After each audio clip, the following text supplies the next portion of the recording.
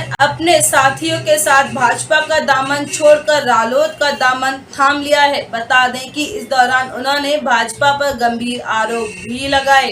लौनी नगर पालिका अध्यक्ष रंजीता धामा ने मनोज धामा सहित 10 वार्डों के सभासदों सहित बीजेपी को छोड़ आरएलटी का दामन थाम लिया है।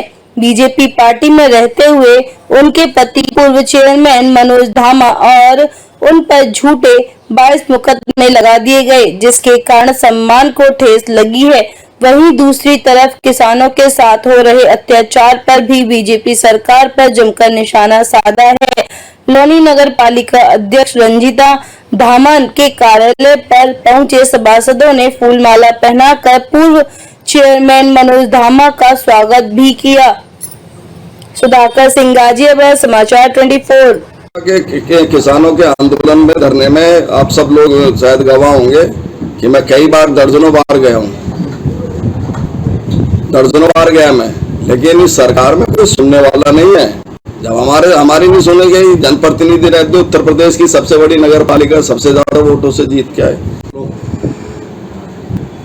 मैं डरने वाला नहीं और मजबूती, अगर हम दुनिया सत्ता के साथ चलती है, हम लोग सत्ता के साथ नहीं चलते। अगर हमें टिकट चाहिए था या हमें ये चेयरमैन और ये विधायक बनना होता तो हर आदमी ये आजकल करे ना, अभी सब एक ही सरकार के साथ चलते, सत्ता के साथ चलते हैं। चेयरमैन साहिब ने इस्तीफा दिया था पार्टी से, जब इनको बोले कि भाई हमें तो किसी ने ना तो निष्कासित करा ना हमारे पास तक कोई छिटे। हम तो भाजपा में थे, हमने भाजपा छोड़ दी, हमारे पास डंडा रह गया था, अब आज झंडा भी आ गया हमारे पास में। तो सरकार नाम की चीज कहाँ है भाई?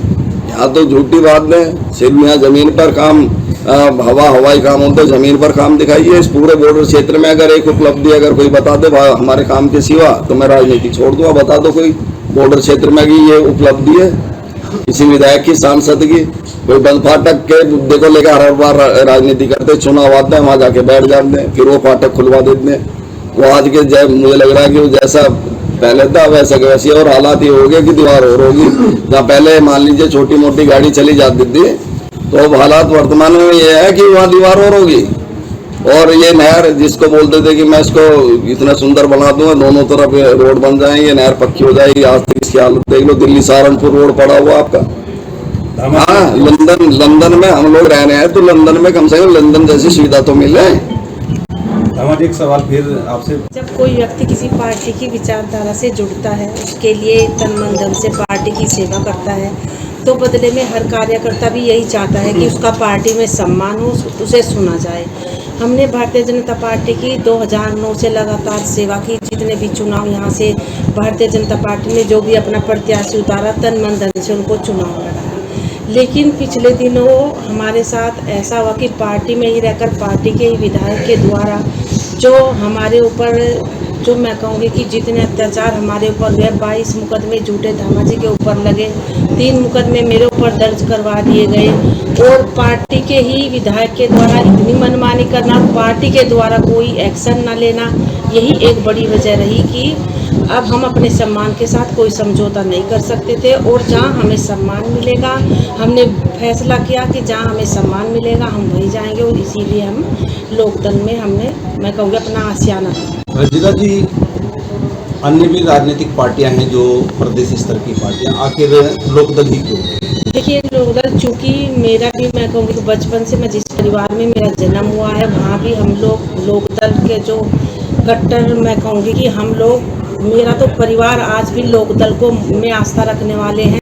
और धामा जी की भी शुरुआत कहीं ना कहीं लोकदल से हुई थी। मुझे लगता है कि जो चौधरी चरण सिंह, जो हमारे देश के प्रधानमंत्री बने, उनके राष्ट्रीय अध्यक्ष थे, उन्होंने जिस तरह से सभी किसानों को, मजदूरों को, सबको साथ लेकर चले, क्योंकि कहीं ना कहीं हर जाति किसान से गांव में जुड़ी होती है, और रोजगार आपस में एक दूसरे सहयोग से उनको भी रोजगार मिलता है। लेकिन जिस तरह के हालात आज हो रहे हैं कि किसानों का, ये सब कहने की बात है, तक हम नहीं बोल रहे थे क्योंकि हम पार्टी के अंदर थे। लेकिन मेरे भी भाई बड़े किसान हैं, और मैं उनकी भी पीड़ा को सुना है कि पूरे इतनी मेहनत लगती है, वो कम से कम 25-30 लाख रुपए का गन्ना खेत में, मतलब मिल में डालते हैं, तिहाई हिस्सा तो फसल को जो पैदा करने में ही खर्च हो जाता है, तो किसानों के लिए केवल 6,000 रुपये उनके खातों में भेज देना, इससे किसानों का काम नहीं चलता है। कहीं ना कहीं आज किसान पीड़ित भी है।